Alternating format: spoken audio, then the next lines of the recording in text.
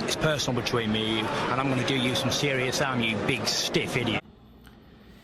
The Untouchable True School Sports Empire proudly presents something the boxing games are missing. Hey, what's going on? It's your boy BT, and I came here to talk some boxing with the thousands of True School Sports subscribers.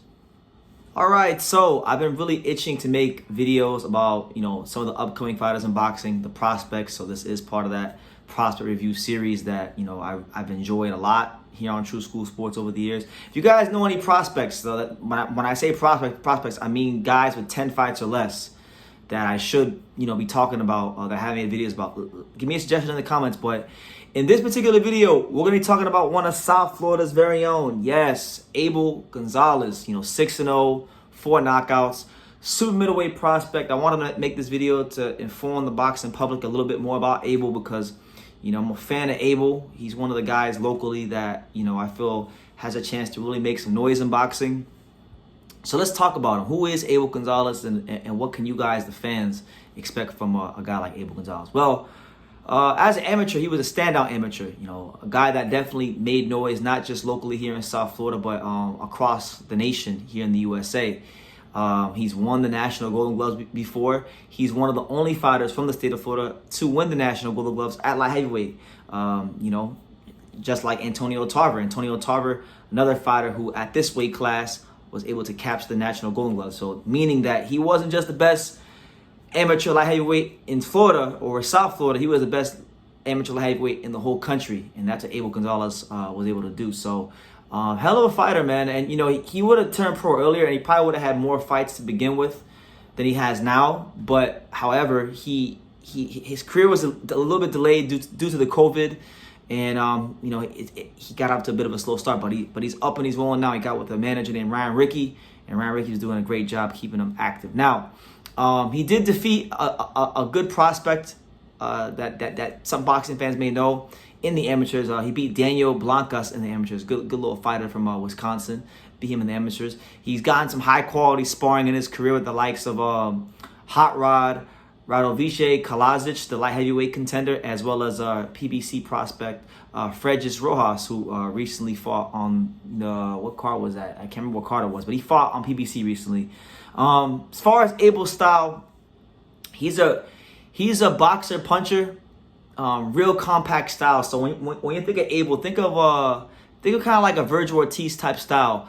He's not going to be giving you excessive movement. You're not going to get a lot of movement from the hips and the torso and all that stuff like some of the slicker fighters. But he's a fighter where very textbook, very fundamentally sound. He can be slick if he needs to be, but he's not going to overly maneuver himself and just make moves for no reason.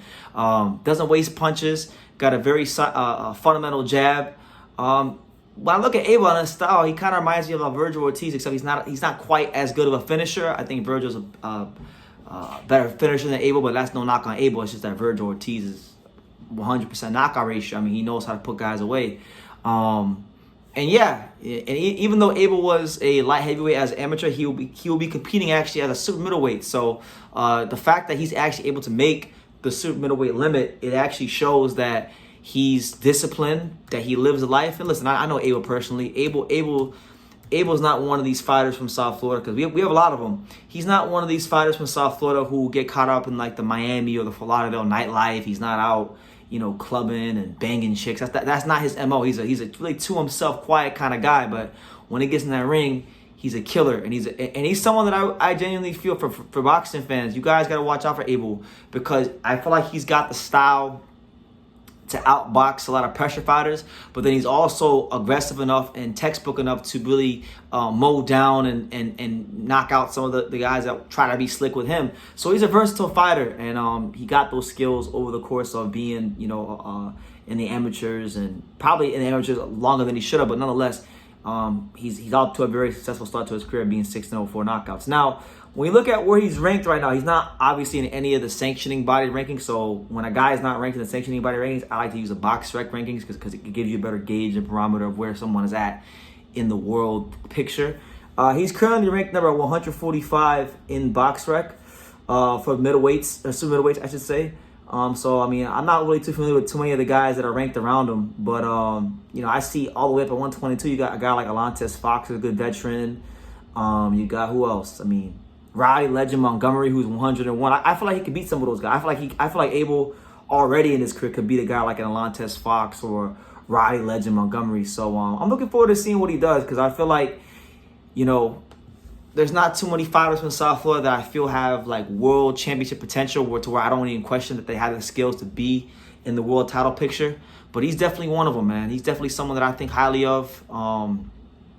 Obviously, from our area, we've had guys like Teofimo Lopez go on to do big things. Xander Zaya's on the cusp of big things. And then we've had some fighters that really haven't quite lived up to expectation, like Aaron Aponte and Eric Tudor, who I still like. I'm still big fans of these guys, but they still have they got some work to do to rebuild their careers after suffering tough losses. But he's the guy that I feel able, like I said, man, real textbook, fundamentally sound, goes to the body real well. And I think we're at, like right now, Abel, let me see, in his 6 fights, I don't even think he's fought in the 10-rounder yet. Has he fought in the 10-rounder?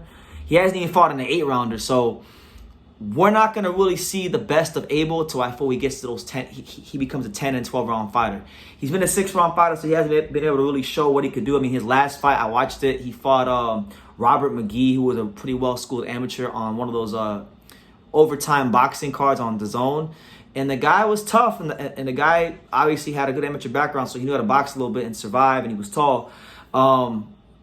Got out to a bit of a shaky start, but Abel started to slowly pick up the pace and mow the guy down as the rounds went on. But you only got 6 rounds, so you can't. It's hard to get a stoppage in that scenario. So I'm telling you right now, when Abel starts stepping up to 10-rounders and 12-rounders, mark my words, he is going to be known as a standout prospect in the sport. And I'm letting you guys know in advance. So that's my little prospect review on Abel Gonzalez. Just a couple little tidbits for you guys.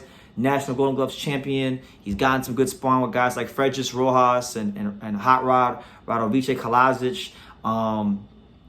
You know, so yeah, that's my report on Abel. Let me know what you guys think, man. What do you guys think? And if anybody's watched Abel Gonzalez fight, what assessment do you give of Abel?